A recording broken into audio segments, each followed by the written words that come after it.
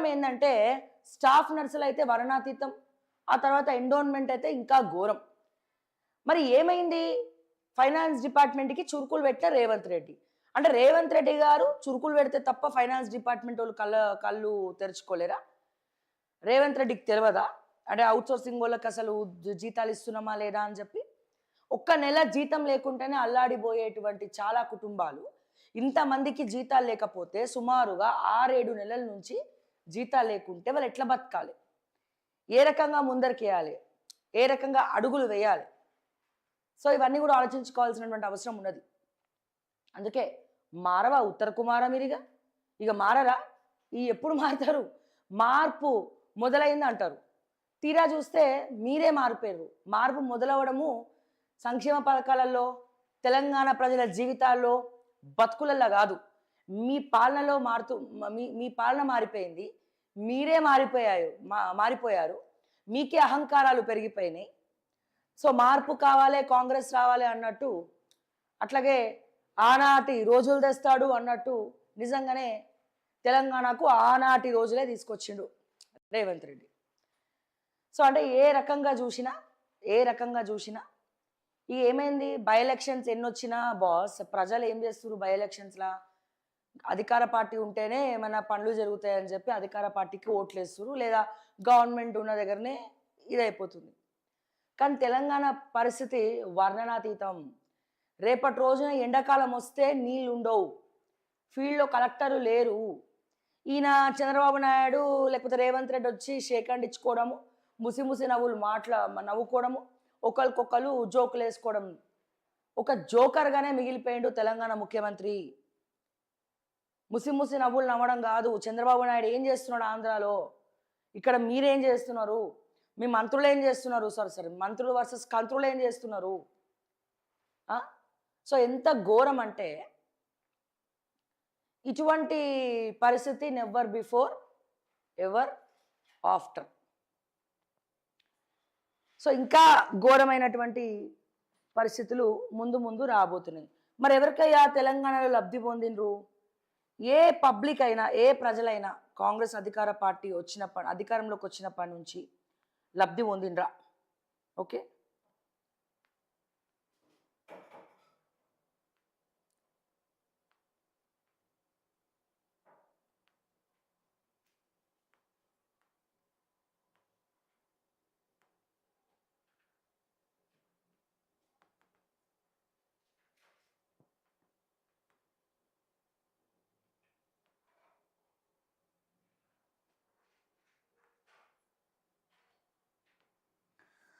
మంత్రులందరూ బాగుపడుతున్నారు. యాక్చువల్గా చెప్పాలంటే ఎవరైనా బాగుపడేదంటే తెలంగాణలో ఉన్నటువంటి మంత్రులు, ముఖ్యమంత్రి అన్నదమ్ముల పిల్లలు.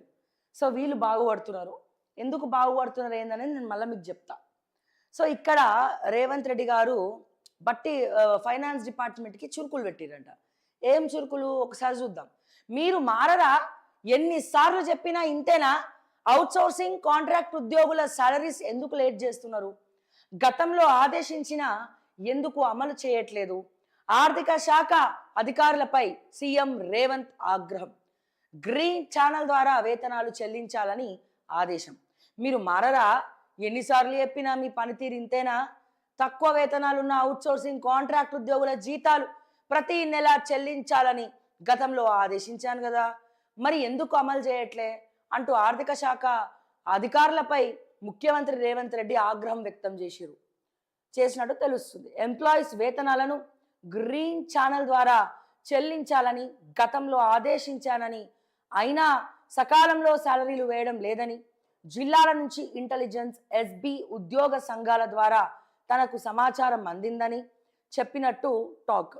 2 రోజుల క్రితం సీఎం రేవంత్ రెడ్డి ఆర్థిక శాఖ అధికారులు, సిఎస్, ఇతర శాఖల ఆఫీసర్లతో సమీక్ష నిర్వహించారట. ఈ సందర్భంగా కాంట్రాక్ట్, అవుట్సోర్సింగ్ ఉద్యోగుల వేతనాలపై చర్చ జరిగిందని, వారు సకాలంలో వేతనాలు వారికి ఎందుకు అందడం లేదని అధికారులను ప్రశ్నించారు. అధికారులను ప్రశ్నిస్తే ఏమొస్తుంది రేవంత్ అన్న? నీ జాన్ జిగ్రీ అయినటువంటి రీసెంట్ టైమ్స్లా జాన్ జిగ్రీ అయినటువంటి మీ డిప్యూటీ ముఖ్యమంత్రి, తెలంగాణ ఆర్థిక శాఖ మంత్రి బట్టి విక్రమార్కని ప్రశ్నించు. ఫైనాన్స్ మినిస్టర్ ఎవరండి తెలంగాణలో? బట్టి విక్రమార్కనే కదా. మరి అధికారులని బట్టిని అడగలేక అధికారుల మీద చూపిస్తున్నారు మీ ప్రతాపం. ఏ రకంగా చూసినా బట్టి విక్రమార్క తెలంగాణ నిండా ముంచిండు ఆర్థిక శాఖని. మా రిటైర్మెంట్ అయినటువంటి టీచర్లు అయితేనేమి, రిటైర్ అయినటువంటి గవర్నమెంట్ ఉద్యోగులు అయితేనేమి అందరు రోడ్డు మీదనే కొట్లాడుతుర్రు, మాకు పెన్షన్లు లేవు, మెడికల్ బెనిఫిట్స్ లేవు అని.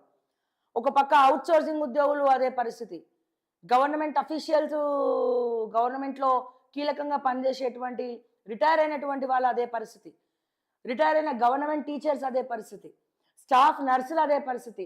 నిర్దాక్షిణంగా కొండా సురేఖ ఎండోన్మెంట్ నుంచి ఎంతో మంది అవుట్ సోర్సింగ్ ఉద్యోగస్తులను రోడ్డు మీద తీసుకొచ్చి కూర్చోబెట్టింది. మరి ఇవన్నీ ఎవరి లోపాలు? ఇవన్నీ ఎవరు చేసిన పాపాలు? మీ బట్టి విక్రమార్క చేసినటువంటి పాపాలు, ఈ డిప్యూటీ ముఖ్యమంత్రి చేసినటువంటి పాపాలు, ఈ ఫైనాన్స్ మినిస్టర్ చేసినటువంటి పాపాలు. ఒక శాఖలో ఇంకో శాఖ మంత్రి వేలు పెట్టద్దు కాలు పెట్టద్దు అంటారు కదా. మరి బట్టి ఫెయిల్ అయ్యారా? లెక్కలు రానటువంటి లెక్కల మంత్ర బట్టి విక్రమార్క. లెక్కలు రాకుండానే తెలంగాణ రాష్ట్ర వ్యాప్తంగా లెక్కల మంత్ర అయిందా? బట్టి లెక్కలు తప్పాయా అంటే ఎస్, బరాబర్ బట్టి విక్రమార్క చేసినటువంటి లెక్కలు తప్పినాయి. ఎవడికి జీతాలు లేవు. గవర్నమెంట్ హాస్పిటల్ల, ప్రభుత్వం హాస్పిటల్ల ఎక్కడైతే మెడిసిన్స్ రావాలో ఆ మెడిసిన్స్ ఇచ్చే వాళ్ళకు కూడా ఎటువంటి కాంట్రాక్ట్స్ లేవు. మెడిసిన్ సరఫరా ఆపేసిండు, వసతులు లేవు, స్టాఫ్ నర్సులు లేరు. దిక్కుదోచని పరిస్థితిలా కొంతమంది ప్రైవేట్ హాస్పిటల్కి వెళ్ళేటువంటి పరిస్థితి ఏర్పడ్డది తెలంగాణలో. మరి ఆరోగ్య శాఖ మంత్రి అంత ఎక్స్పీరియన్స్డ్, మా దామోదర్ రాజనరసింహ గారికి ఆరోగ్య శాఖ అంటేనే అసలు ఇష్టం లేదు. ఆయనకేదో బలవంతంగా కట్టబట్టిరు, అందుకని ఆయన ఇష్టం లేకుండానే పనిచేస్తుండ ఆయన. ఆరోగ్య శాఖ అద్భుతంగా ముందరికెళ్తుందని చెప్పడానికి కూడా ఇక్కడ ఏం లేదు సార్, అంత భయంకరంగా ఉన్నది. ఇప్పుడు ఏ శాఖలోనైనా జీతాలు ఇచ్చేది ఓడు ఫైనాన్స్ శాఖనే కదా.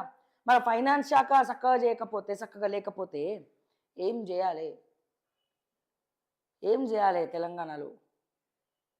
మా ప్రజలకు అందాల్సినటువంటి సంక్షేమ పథకాలు అందట్లేదే, మా పోలీసు వాళ్ళకి రావాల్సినటువంటి మెడికల్ బెనిఫిట్స్ కూడా వస్తలేవే, హోంగార్డ్ల బతుకులు అయితే ఘోరంగా తయారైనాయి తెలంగాణలో. వాళ్ళ భార్యలు వస్తే వాళ్ళ భార్యల మీద లాఠీ చార్జ్ చేసేంత దిగజారిపోయిందే మీ కాంగ్రెస్ తెలంగాణ ప్రభుత్వం.